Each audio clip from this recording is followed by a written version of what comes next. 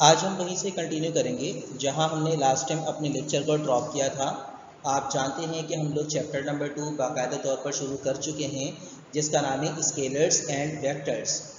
इस चैप्टर में अब तक हम लोगों ने स्केलर्स के हवाले से कुछ बात की, वेक्टर्स के हवाले से हमने कुछ बात की, और इससे पहले हम लोगों ने मेजरमेंट और फिज़िकल क्वांटिटीज़ के कॉन्सेप्ट को डिस्कस किया था।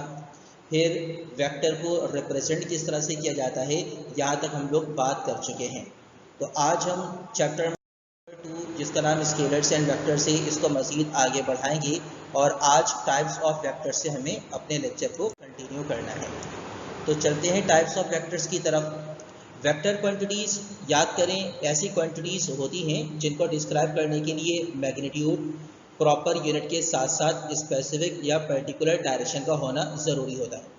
लिहाजा इन वेक्टर क्वांटिटीज़ को हम ना तो सिंपल अलजेब्रिक मेथड के ज़रिए ऐड कर सकते हैं, सब्ट्रैक्ट कर सकते हैं, डिवाइड कर सकते हैं, ना ही मल्टीप्लाई कर सकते हैं, और ना ही स्केलर की तरह इनकी टाइप को हम डिस्कस करते हैं। तो इनकी कुछ स्पेशल टाइप्स होती हैं, जैसे यहाँ कुछ फंडामेंटल टाइप्स आपको नज़र आ रही हैं। सबसे पहले पैरेलल वेक्टर्स, फिर इसी तरीके से एंटी पैरेलल वेक्टर्स, फिर यूनिट वेक्टर आप देखें, इसी तरीके से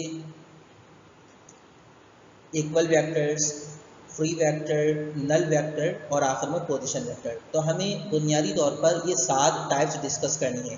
एक पैरेलल वेक्टर्स, दूसरी anti parallel vectors, unit vector, equal vectors, free vector, null vector और पोजीशन वेक्टर। अब देखते हैं कि पैरेलल वेक्टर से क्या मुराद होती है।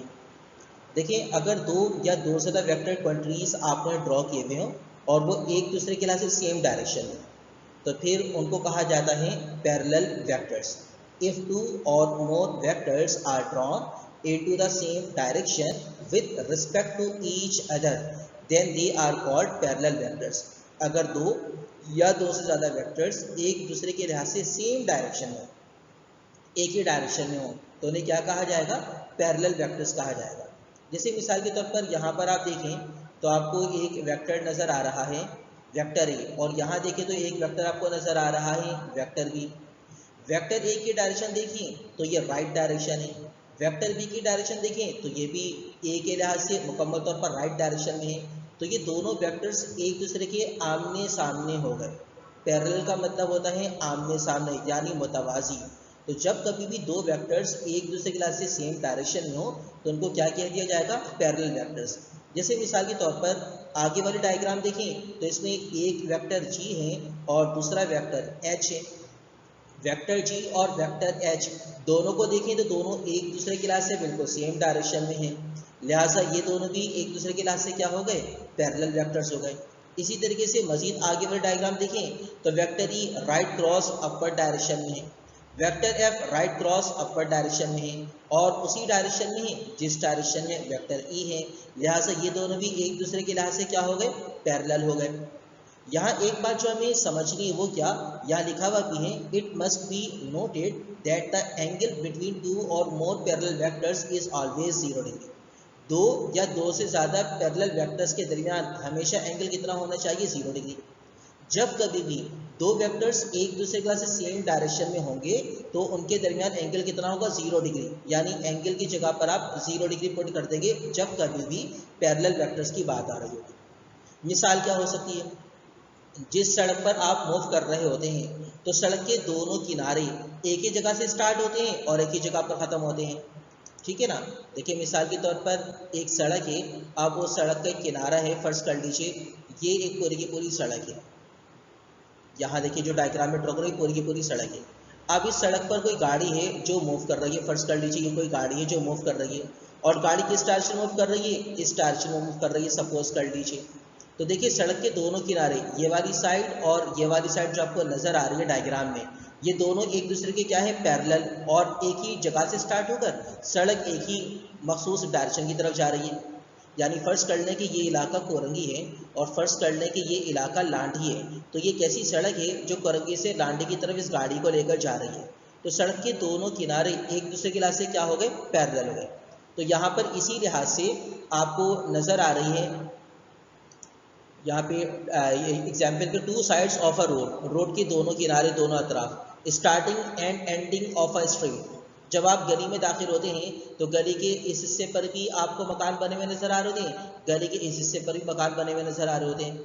तो ये जो दोनों हिस्से होते हैं गली के, इसमें जो मकान बने हुए होते हैं वो डेफिनेटली एक दूसरे के आमने सामने होते हैं। कुछ मकान इस वाली रो में बने हुए हैं, कुछ मकान इस वाली रो में बने हुए हैं। ये फर्स्ट कर लीजिए स्टार्टिंग पॉइंट हो गया गली का, और फर्स्ट कर लीजिए ये एंडिंग पॉइंट हो गया गली का। तो दोनों एक दूसरे के क्या हो जाएंगे, पैरेलल। इसी तरीके force and displacement in positive work, यहाँ पर एक एग्जाम्पल दिए, इसके अलावा और भी कई एग्जाम्पल हो सकती हैं।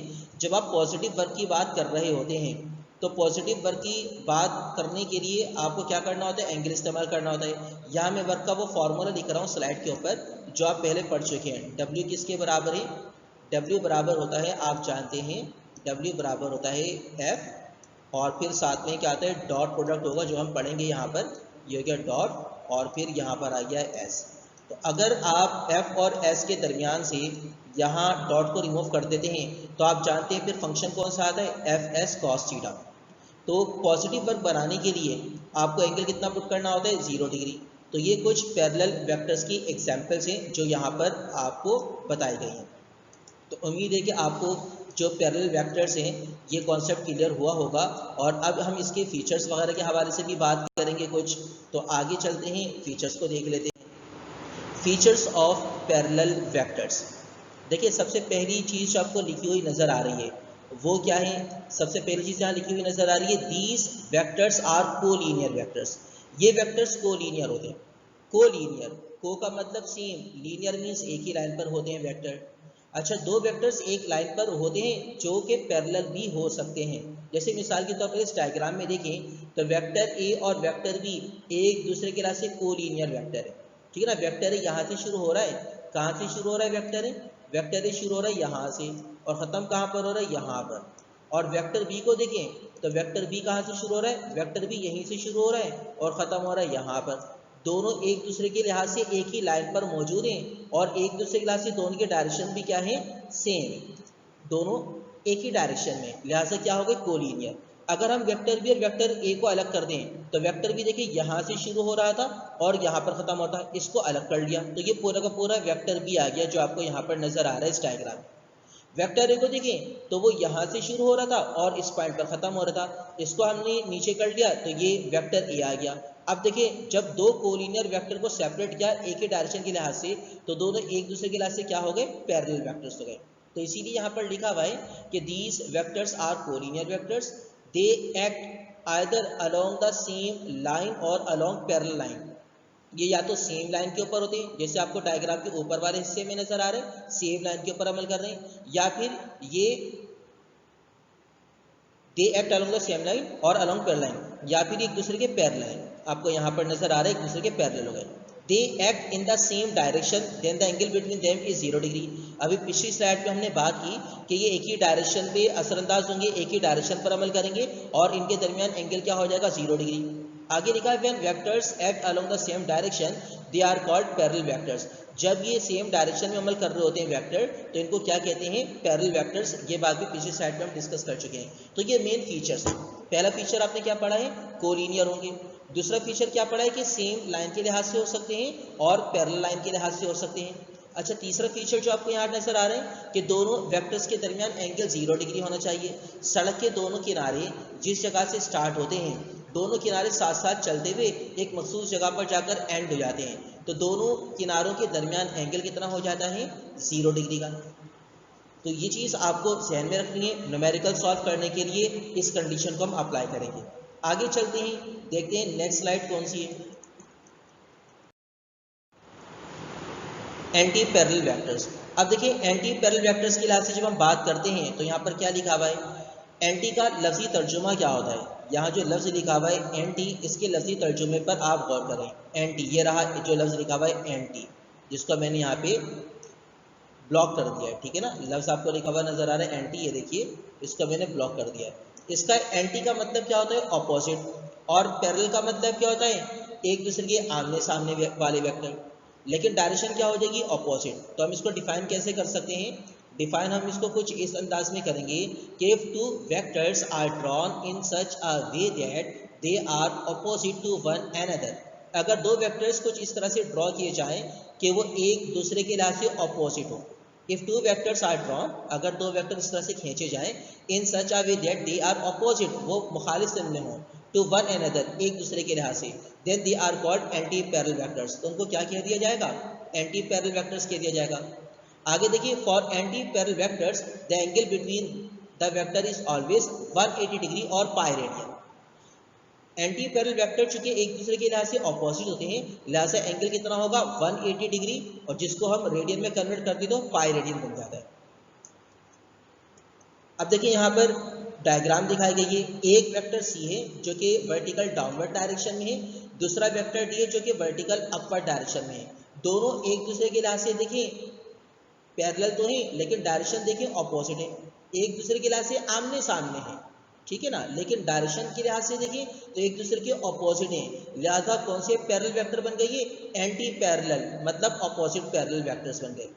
अब इसकी मिसाल क्या है, two parallel roads which are use for up and down traffic mode, सड़क हैं, दो सड़क है, एक सड़क जा रही है कोरंगी से लांडी की तरफ, और उसके बिल्कुल बराबर में दूसरी सड़क आ रही है लांडी से कोरंगी की तरफ। आप देखिए नॉर्मली जो टू वे ट्रैफिक होता है, जहाँ पर टू वे पाथ बना हुआ होता है, तो एक जाने वाला रास्ता होता है, एक उसके बिल्कुल बराबर में आने वाला रास्ता होता है। जाने वाला रास्ता और आने वाला रास्ता दोनों बराबर बराबर में होते हैं, इसका मतलब दोनों क्या हो गए, पैरेलल, लेकिन दोनों की डायरेक्शन क्या होती है, ऑपोजिट, ठीक है ना। अगर उसको मैं यहाँ पे मेंशन करना चाहूँ तो आप देख सकते हैं, फर्ज कर लीजिए कि ये जाने वाला रास्ता है, ठीक है, और फर्ज कर लीजिए कि ये आने वाला रास्ता है, और फर्ज कर लीजिए कि बीच में ये कोई फुटपाथ है, फर्ज कर लीजिए कोई फुटपाथ है।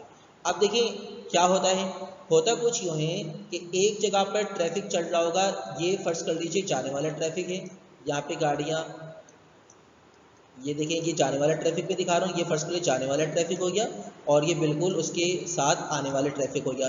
तो ये वाला जो हिस्सा है सड़क का, ये वाला हिस्सा जिसको मैं आपको यहाँ पे दिखाता हूँ, ये देखिए ये वाला हिस्सा ये जाने वाला है, और ये वाला हिस्सा आने वाला है, दोनों एक दूसरे के पैरेलल हैं, लेकिन डायरेक्शन देखिए ऑपोजिट है, लिहाजा सड़क के दोनों साइड्स जो अप और डाउन ट्रैफिक मोड के लिए इस्तेमाल हो रहे हैं, ये किसकी मिसाल है, एंटी पैरेलल वेक्टर्स की मिसाल है।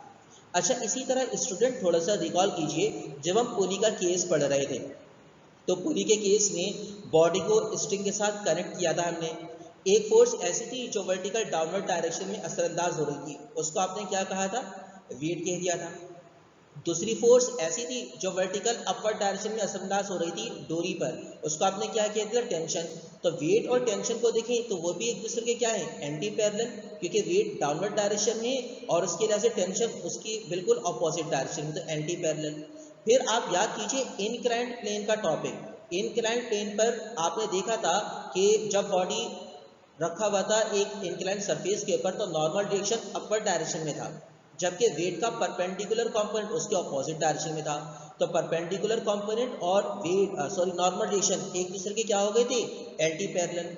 और जब इंक्लाइंड प्लेन पर बॉडी ने स्लाइड करना शुरू किया था नीचे की तरफ, तो एक फोर्स ऐसी थी जो बॉडी को अपोज कर रही थी, जिसको आपने कह दिया था फ्रिक्शन, उसको आपने दिखाया था अप अलोंग द प्लेन।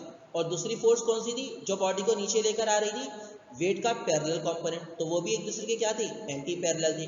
तो ये कुछ एग्जाम्पल्स हैं हमारी रियल लाइफ की, एक मैंने आपको सड़क की एग्जाम्पल दी है, फिर पुली के केस की एग्जाम्पल दी है, फिर इनक्लाइंड प्लेन की एग्जाम्पल दी है। तो उम्मीद है कि आपको एंटी पैरेलल वेक्टर का कॉन्सेप्ट क्लियर हुआ होगा। आगे देखिए, तो आगे यहाँ पर आपको इसकी मजीद कुछ एग्जाम्पल्स नजर आ रही हैं। Force and displacement in negative work, जब नेगेटिव वर्क की हम बात कर रहे होते हैं तो फोर्स एंड डिस्प्लेसमेंट जो होता है वो भी किस में होता है, एंटी पैरेलल वर्क यानी कि अपोजिट डायरेक्शन में होता है, मींस 180 डिग्री का एंगल बन रहा होता है। लास्ट स्लाइड में हमने पॉजिटिव वर्क की बात की, पॉजिटिव वर्क में फोर्स और डिस्प्लेसमेंट एक ही डायरेक्शन में होते हैं। कैसे एक डायरेक्शन में होते हैं पॉजिटिव वर्क के लिए, मैं आपको पहले यहाँ पे समझाऊं। ये फर्स्ट कर लीजिए फोर्स है, ठीक है ना, ये फर्स्ट कर लीजिए एक ब्लॉक है, अब आप फोर्स लगाते हैं तो ब्लॉक इसी डायरेक्शन मूव करता है, तो ये एक दूसरे के लिहाज से सेम डायरेक्शन थी। ये फिलहाल पॉजिटिव वर्क के लिहाज से आपको बता रहा हूँ, ठीक है ना। तो दोनों के दरमियान एंगल कितना हो गया था, एंगल हो गया था 0 डिग्री। लेकिन अब चूंकि हम बात कर रहे हैं यहाँ पर इस स्लाइड में एंटी पैरेलल वेक्टर्स की, तो ये देखिए एंटी पैरेलल वेक्टर्स, तो इसमें जो एग्जांपल आपको नजर आ रही है यहाँ, force and displacement in negative work. अब नेगेटिव वर्क में क्या होता है, नेगेटिव वर्क में होता कुछ यूँ है कि जिस डायरेक्शन में फोर्स लग रही होती है बॉडी का डिस्प्लेसमेंट उसके अपोजिट डायरेक्शन में होता है। ये फर्स्ट कर लीजिए बॉडी है, डिस्प्लेसमेंट दिस डायरेक्शन में होगा, ठीक है ना। तो एंगल जो बन रहा होता है ये पूरा का पूरा एंगल, ये एंगल कितने डिग्री का हो जाता है 180 डिग्री का। दो एंटी पैरेलल वेक्टर्स आ गए। कैसे एंटी पैरेलल हो गए, ये हो गई फोर्स और ये हो गया डिस्प्लेसमेंट, ठीक है ना। तो दोनों के दरमियान एंगल कितना हो गया 180 डिग्री। इसी तरीके से मैग्नेटिक या इलेक्ट्रिक फील्ड और वेक्टर एरिया जो कि मैग्नेटिक मैक्सिमम नेगेटिव मैग्नेटिक या इलेक्ट्रिक फ्लक्स को जाहिर कर रहे होते हैं, ये भी एक दूसरे के एंटी पैरेलल होते हैं। ये बेसिकली आपको समझ आएगा मैग्नेटिक और इलेक्ट्रिक फील्ड एंड फ्लक्स का कॉन्सेप्ट सेकेंड ईयर में चैप्टर नंबर 12 में। तो उम्मीद है कि एंटी पैरेलल वेक्टर यहाँ तक आपको समझ आया होगा। मजीद चलते हैं उसके फीचर को डिस्कस करने की कोशिश करते हैं। Features of anti parallel vectors. जिस तरह अभी हमने समझा कि पैरेलल वेक्टर्स एक दूसरे के लिहाज से कोलिनियर होते हैं, वैसे ही एंटी पैरेलल वेक्टर्स भी कोलिनियर होते हैं। दे act along the same line or along parallel line, ये भी सेम लाइन या पैरेलल लाइन पर असरअंदाज होते हैं। लेकिन डिफरेंस क्या है पैरेलल और एंटी पैरेलल वेक्टर में, वो आपको यहाँ पर नजर आएगा। डिफरेंस ये है कि पैरेलल वेक्टर में एंगल 0 डिग्री होगा, जबकि यहाँ पर एंगल कितना होगा 180 डिग्री, ठीक है। When vectors act in opposite direction they are called anti parallel vectors. लफ्ज पर गौर करें, एंटी का मतलब ही ऑपोजिट है। If the magnitude of one vector is exactly same to the magnitude of another vector, then they are called negative vector. अगर दो एंटी पैरेलल वेक्टर्स के मैग्नीट्यूड भी सेम है तो फिर आप उनमें से एक को दूसरे का नेगेटिव यानी कि अपोजिंग वेक्टर भी कह सकते हैं, ठीक है ना, नेगेटिव मनफी वेक्टर भी कह सकते हैं।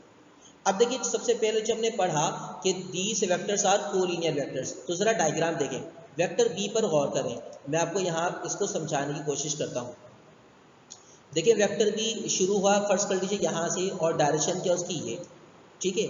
अच्छा वेक्टर ए को देखिए तो वेक्टर ए शुरू हुआ, फर्स्ट कर लीजिए यहाँ से, डायरेक्शन हो गई ये, ठीक है ना। तो अब क्या किया, वेक्टर बी को अलग किया, ये अलग हो गया, और वेक्टर इस डायरेक्शन में अलग हो गया। तो पहले तो इसको दिखाया गया कि ये कोलिनियर है, एक ही लाइन पर असरअंदाज हो रहे हैं, जो कि यहाँ जो फीचर नंबर 1 है उसमें भी मेंशन है कि these vectors are collinear vectors. और फिर लिखा हुआ है they act along either along the same line or along parallel line.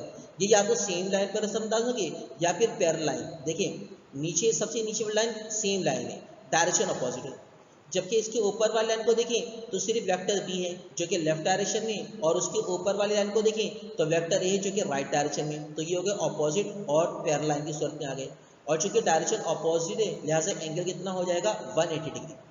अगर फर्ज कर लीजिए कि वेक्टर ए इस डायरेक्शन में है और फर्ज कर लीजिए 5 सेंटीमीटर का है, और फर्ज कर लीजिए वेक्टर बी इस डायरेक्शन में है और ये भी 5 सेंटीमीटर का है। तो अगर दोनों के मैग्नीट्यूड याद करें, सबसे पहले दिन हमने समझा था, लास्ट टाइम हमने समझा था, हम रिप्रेजेंटेशन ऑफ वेक्टर की बात कर रहे थे कि जो लाइन होती है वो मैग्नीट्यूड को शो कर रही होती है। अगर फर्ज कर लीजिए ये भी 5 सेंटीमीटर है और ये भी 5 सेंटीमीटर है, तो ये तो हो गया फर्ज कर लीजिए वेक्टर ए, ठीक है ना।